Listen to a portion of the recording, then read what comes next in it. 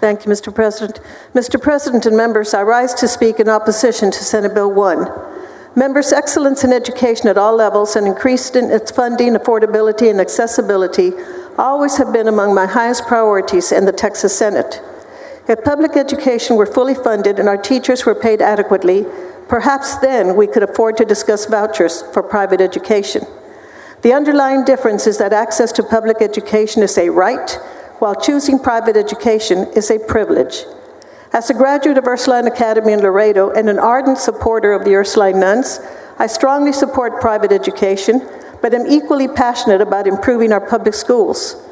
Funding vouchers when public education needs better funding and teachers deserve better pay would divert crucial resources from our public schools, potentially harming our students, our teachers, and our state's competitiveness. Public schools and their administrators are accountable for their use of taxpayer funds.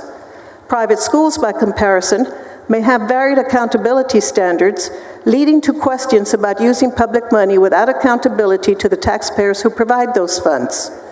The many unintended consequences of vouchers for public schools include their impact on students with disabilities, possibly undermining rights ensured by the Federal Individuals with Disabilities Education Act.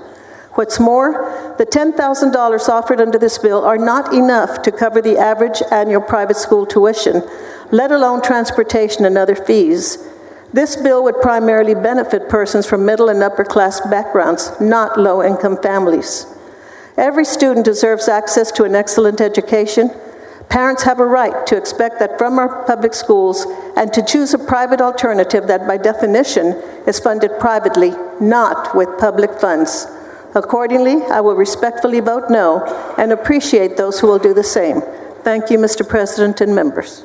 Thank you, Senator.